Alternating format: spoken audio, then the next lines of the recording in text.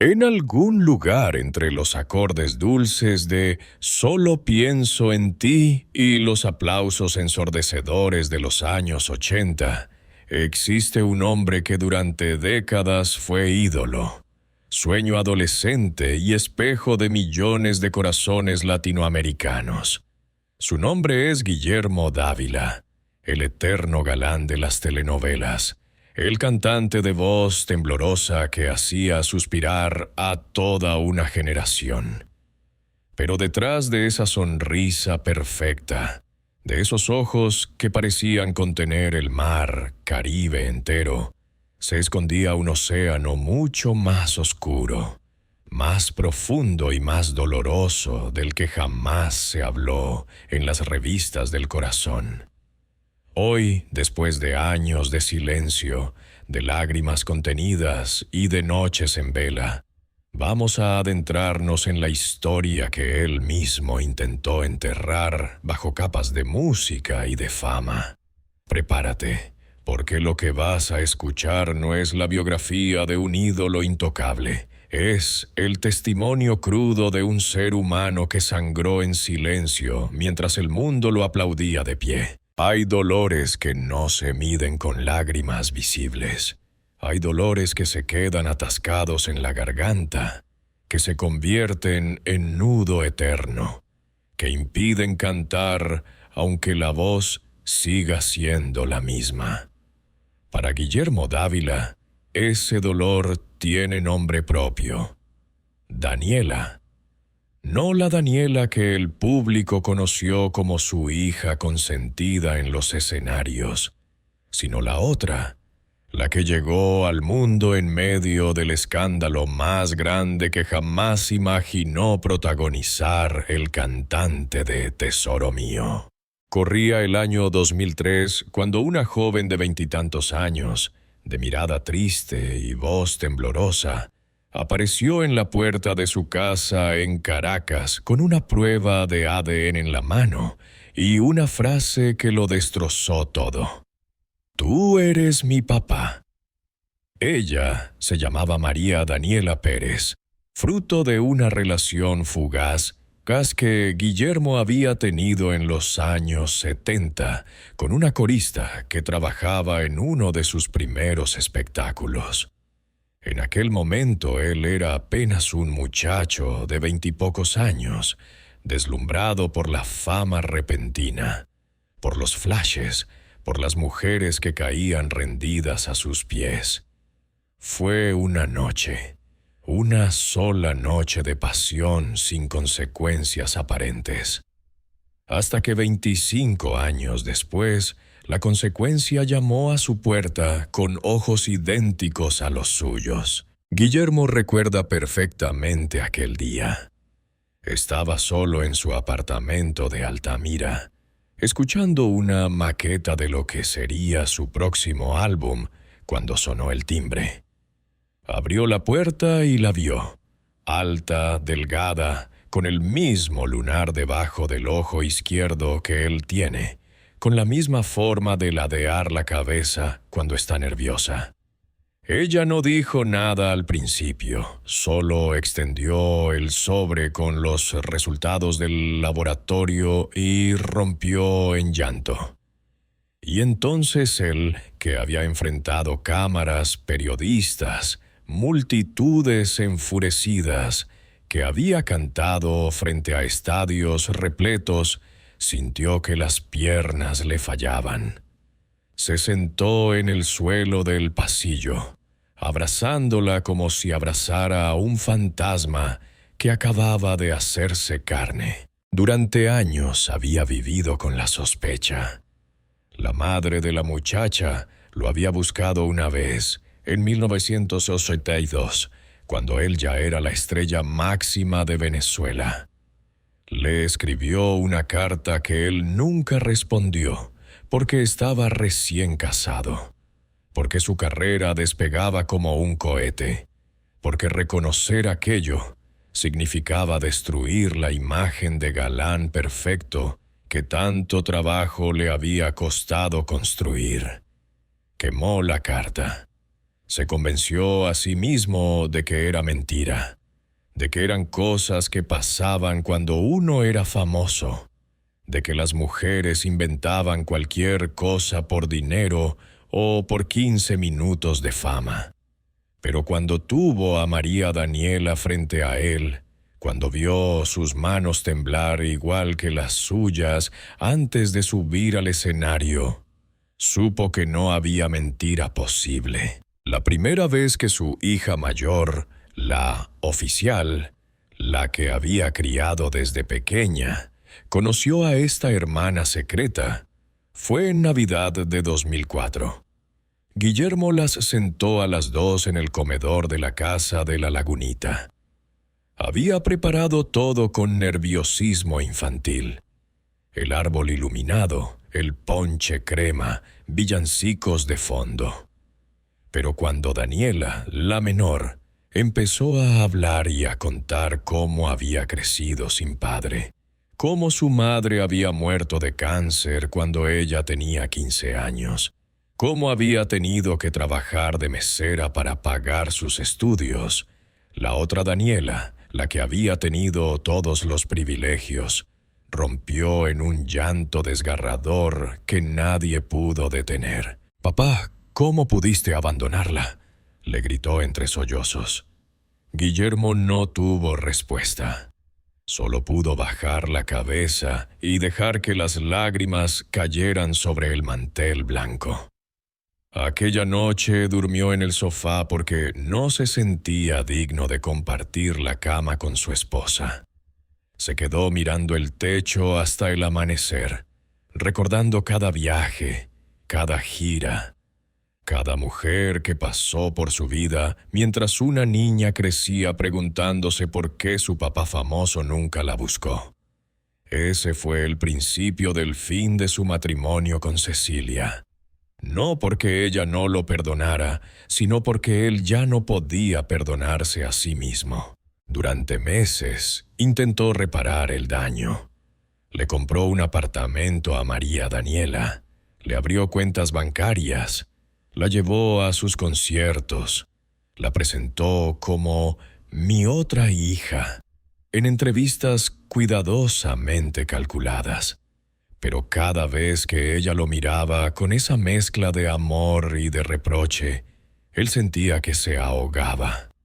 En una ocasión, durante una cena familiar, ella le preguntó en voz baja: «¿Alguna vez pensaste en mí cuando cantabas «Cuando te vi llegar supe que eras para mí»?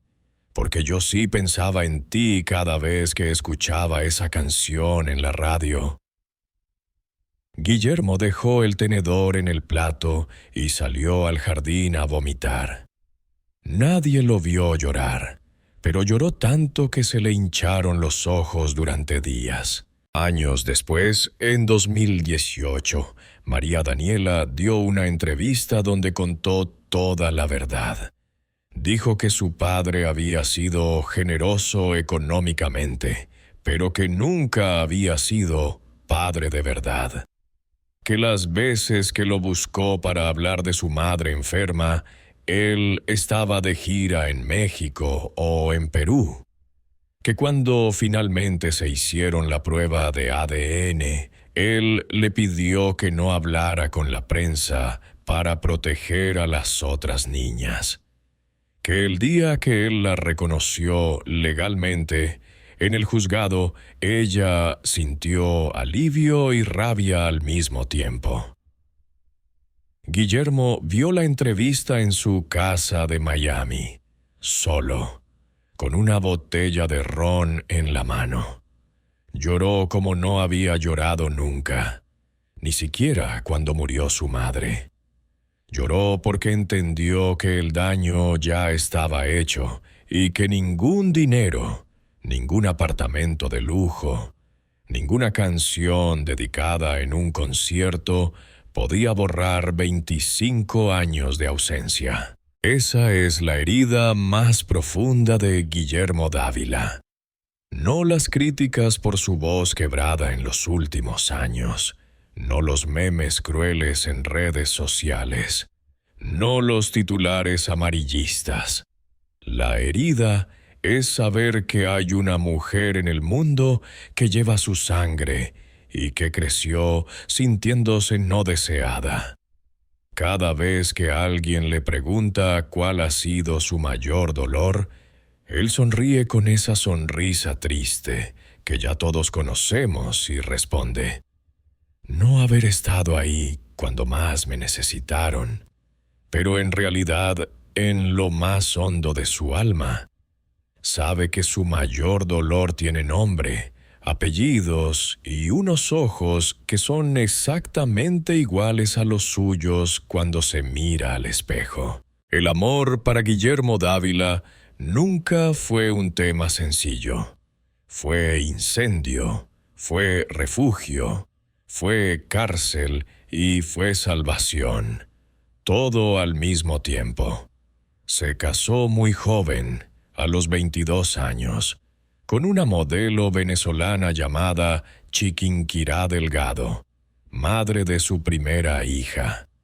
Era 1980 y él estaba en la cresta de la ola, protagonista de Ligia Helena, grabando discos de platino, viajando por toda América Latina.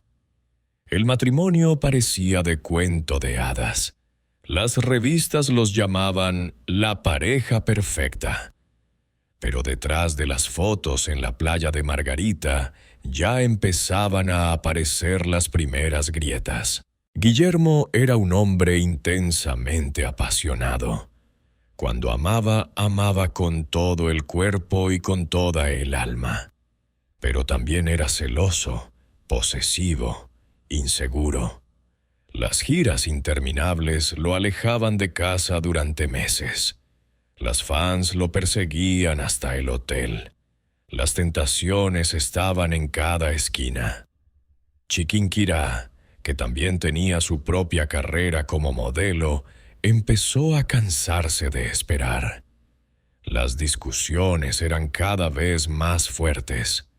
Una noche, después de una pelea monumental por teléfono desde Bogotá, ella le colgó y él destrozó la habitación del hotel. Al día siguiente apareció en los periódicos: Guillermo Dávila pierde los estribos en Colombia. Fue el primer escándalo público de muchos. Se separaron en 1985. Él quedó destrozado. Compuso "No voy a mover un dedo por ti", pensando en ella, aunque nunca lo admitió públicamente. Durante años se culpó por haber destruido su familia. La niña, que apenas tenía 4 años, quedó en medio del fuego cruzado. Guillermo la veía cada 15 días. La llevaba a Disney.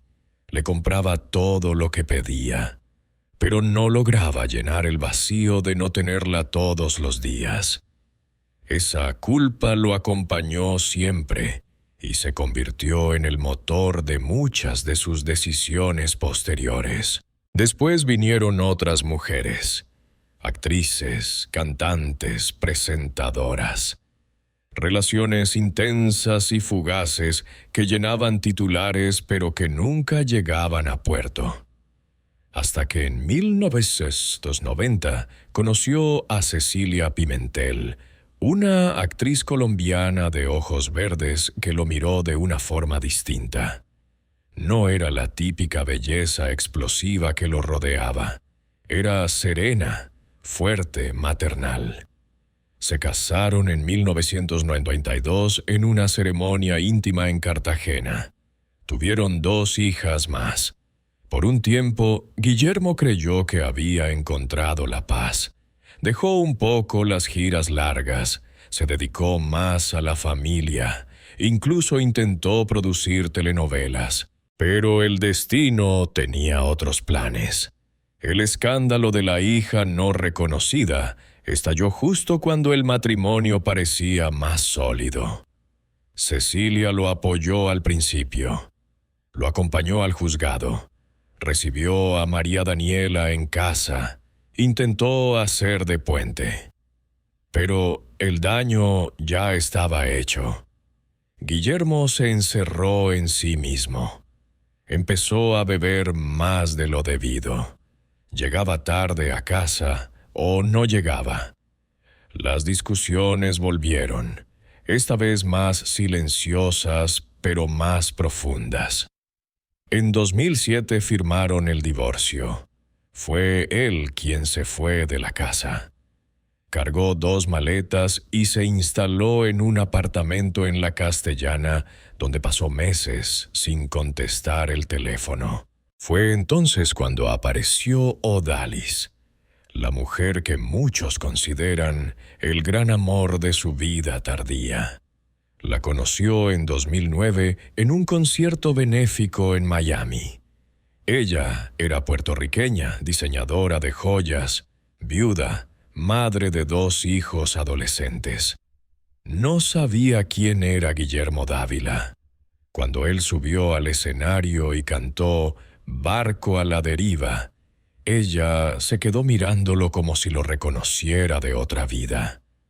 Después del show, él la buscó entre el público. Hablaron hasta las 5 de la mañana. Fue amor a primera vista, de esos que llegan cuando ya no los esperas. Odalis lo salvó. Lo sacó del pozo negro en el que había caído después del divorcio y del escándalo. Lo obligó a hacerse chequeos médicos, a dejar el alcohol, a retomar la música con otra energía. Se fueron a vivir juntos a Coral Gables. Empezaron a viajar, a reírse de nuevo. Guillermo volvió a componer canciones de amor que ya no sonaban a nostalgia, sino a esperanza.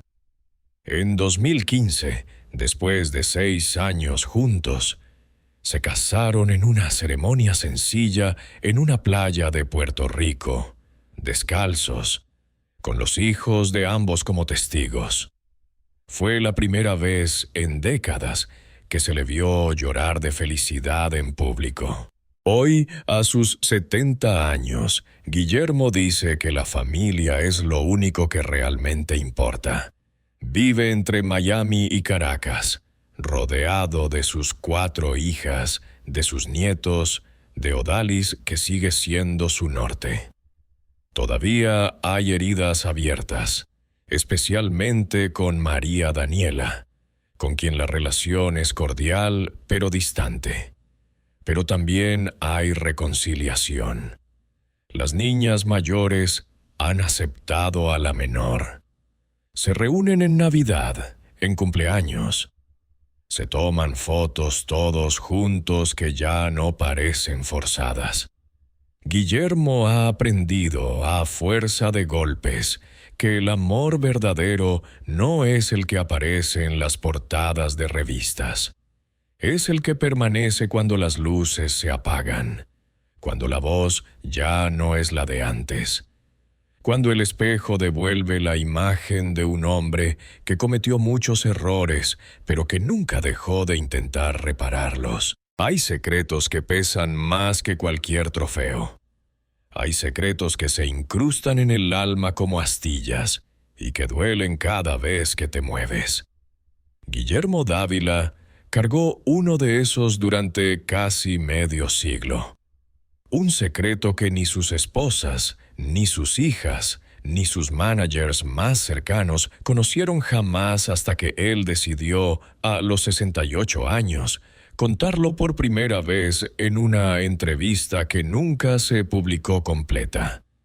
Porque algunas verdades son tan crudas que incluso los periodistas más insensibles deciden proteger al entrevistado. Todo empezó en 1978, cuando Guillermo tenía 23 años y acababa de firmar su primer contrato importante con una disquera. Estaba en la cima del mundo. Grababa de día, actuaba de noche, festejaba hasta el amanecer. Una de esas noches de excesos terminó en la Clínica Ávila de Caracas, con 24 puntos en la cabeza y una promesa que cambiaría su vida para siempre. Había tenido un accidente de tránsito manejando borracho. Chocó contra un poste en la Cota 1000. En el carro iba una muchacha, una corista del canal donde trabajaba, embarazada de 3 meses. Ella perdió el bebé. Él salió casi ileso. Los médicos le salvaron la vida. Los abogados de la disquera salvaron su carrera. Pagaron todo, silenciaron a la prensa, hicieron firmar acuerdos de confidencialidad. A la muchacha le dieron dinero suficiente para que se fuera del país. Guillermo nunca más volvió a saber de ella. Durante años intentó convencerse de que había sido un accidente, de que no había sido su culpa, de que la vida seguía. Pero cada vez que escuchaba la palabra aborto en una conversación, sentía que le clavaban un cuchillo en el estómago. Durante décadas ese episodio quedó sepultado en el fondo de su memoria. Ni siquiera se lo contó a su madre antes de que muriera. Pero en 2016, cuando empezó a tener problemas serios de salud, cuando los médicos le hablaron de la posibilidad de un cáncer de próstata, decidió que ya no podía seguir cargando ese peso solo. Llamó a su hija mayor, la única persona en el mundo a la que sentía que podía contarle todo sin ser juzgado, y se lo confesó una noche en la terraza de su casa en Miami, mirando el mar que siempre había sido su refugio. Ella lo escuchó en silencio. Cuando terminó, lo abrazó fuerte y le dijo: «Papá, todos cargamos cruces. La tuya no te hace peor persona, te hace humano». Fue la primera vez que Guillermo lloró por ese niño que nunca nació. Lloró por la madre que tuvo que irse del país con las manos vacías. Lloró por los 40 años que vivió fingiendo que nada había pasado. Después de esa noche, empezó a escribir canciones distintas. Canciones más oscuras, más honestas. Una de ellas, que nunca ha sido publicada, se llama El pasajero que nunca llegó y habla exactamente de eso. Del vacío que deja un hijo que no alcanzó a ser. Hoy Guillermo vive en paz con ese secreto. No porque el dolor haya desaparecido, sino porque ya no lo lleva solo. Lo comparte con las personas que más ama y, de alguna manera, eso lo hace más liviano. Sabe que si algún día esa historia sale completamente a la luz, habrá quienes lo crucifiquen. Pero también sabe que ya no tiene miedo. Ha aprendido que los ídolos no son perfectos. Son personas que cometen errores monstruosos y que, a pesar de todo, siguen levantándose cada mañana para intentar ser mejores. La carrera de Guillermo Dávila nunca fue un camino de rosas.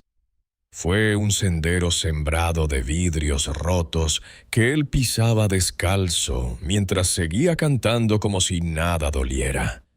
Desde finales de los 80 hasta bien entrada la década del 2020, su nombre aparecía en la prensa con la misma frecuencia que sus canciones en la radio, pero ya no por éxitos discográficos, sino por titulares que cortaban como navajas. El primero de gran magnitud estalló en 1989, cuando una actriz secundaria de la telenovela Niña Bonita lo denunció públicamente por acoso en pleno rodaje.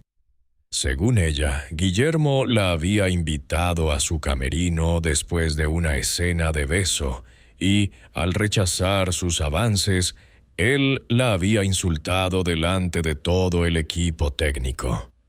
La noticia corrió como pólvora.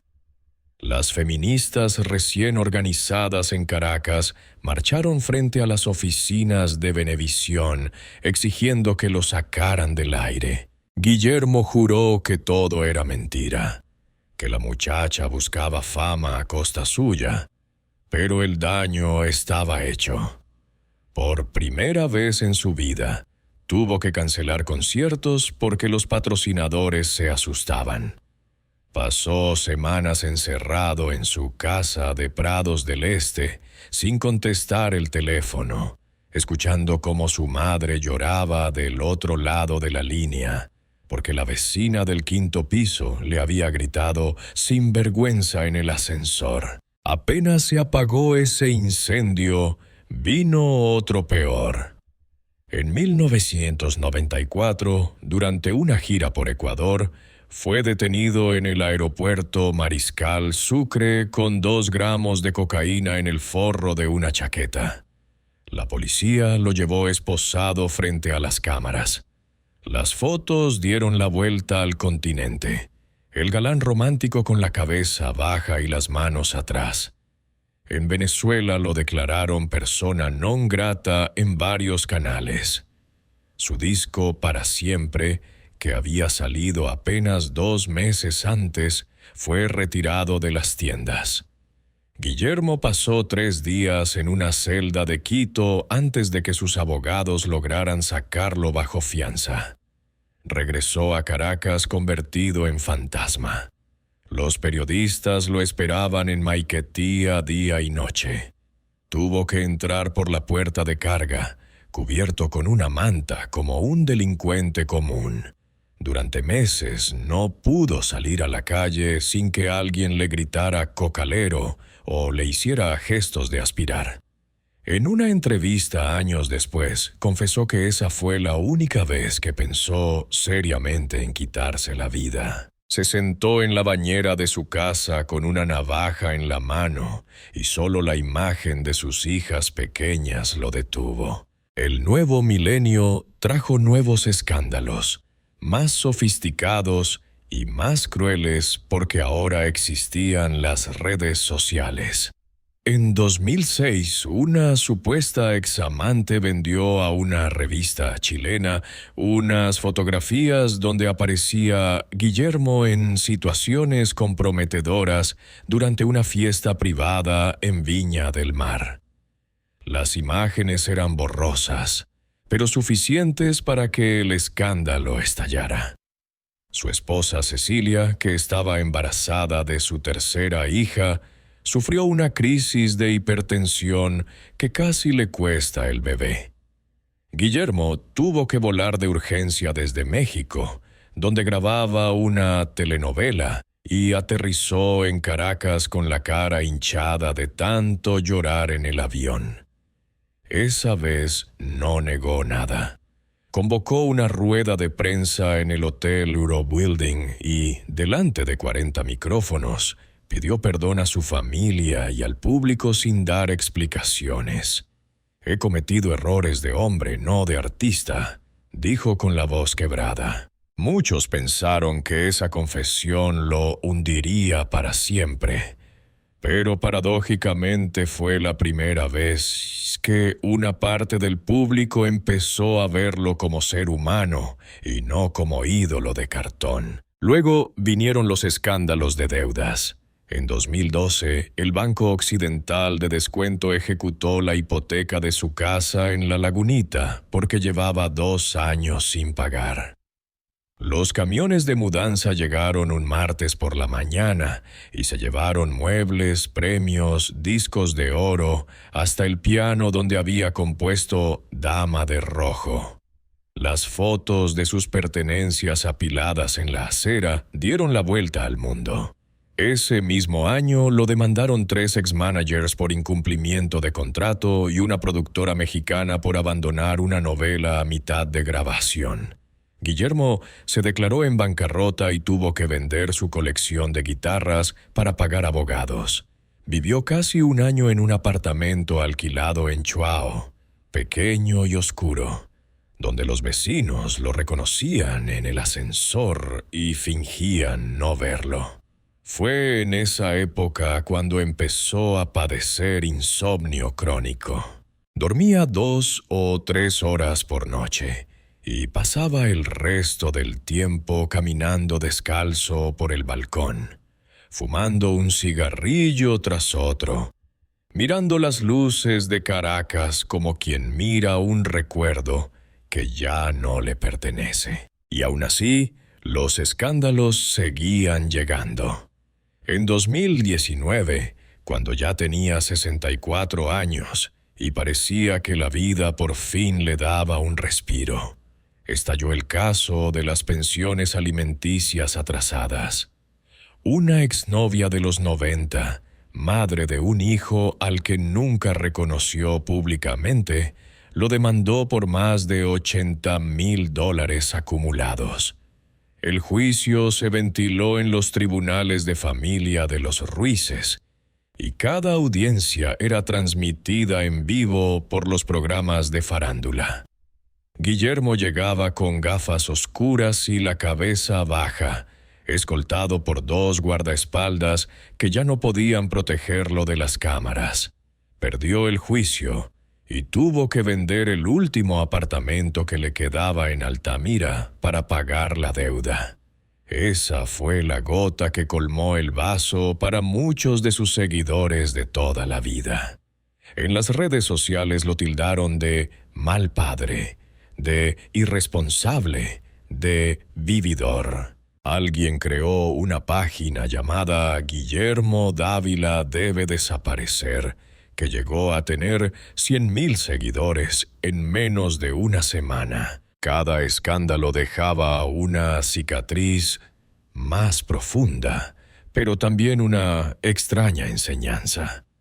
Guillermo aprendió a caminar con la cabeza en alto aunque le gritaran improperios. Aprendió a sonreír cuando le tomaban fotos saliendo del tribunal. Aprendió que la fama es un animal que te lame la cara un día y te muerde la yugular al siguiente. Y sobre todo, aprendió que los escándalos no te matan.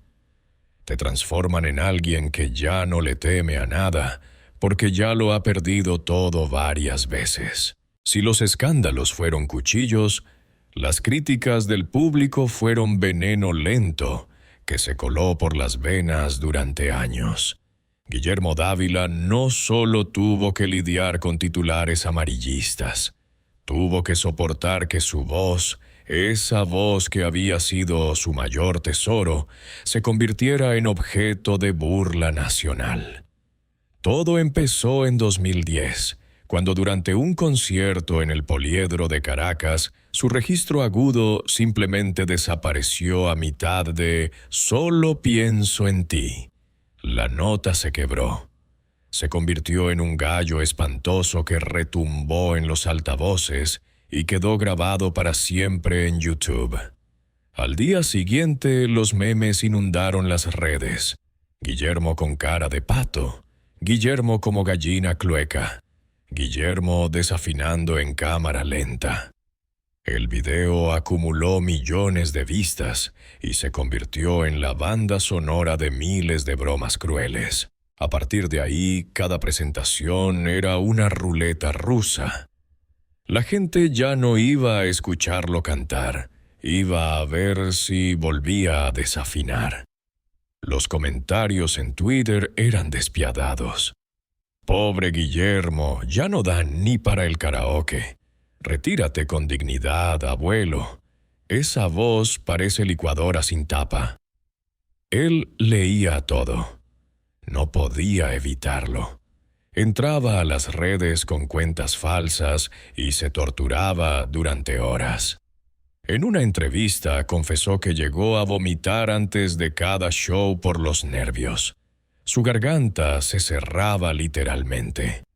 Los médicos le diagnosticaron nódulos y reflujo severo, pero el verdadero problema era psicológico.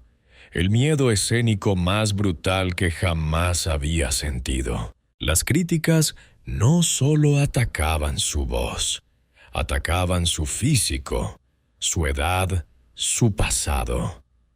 Cuando cumplió 60 años, una revista lo puso en portada con el titular "El galán que el tiempo olvidó", junto a una foto suya sin camisa, donde se le notaban los rollitos de la barriga. Las redes estallaron en burlas sobre su cuerpo de abuelo. Alguien creó un filtro de Instagram que te ponía la cara de Guillermo envejecido y se volvió viral. Hasta sus propios fans de los 80 empezaron a decir que ya no era el mismo, que sus conciertos eran un recuerdo triste, que deberían prohibirle cantar sus éxitos porque los estaba mancillando. En 2017, durante un festival en Maracaibo, un grupo de jóvenes en la primera fila levantó carteles que decían "Devuélvenos al Guillermo de antes". Él los vio desde el escenario.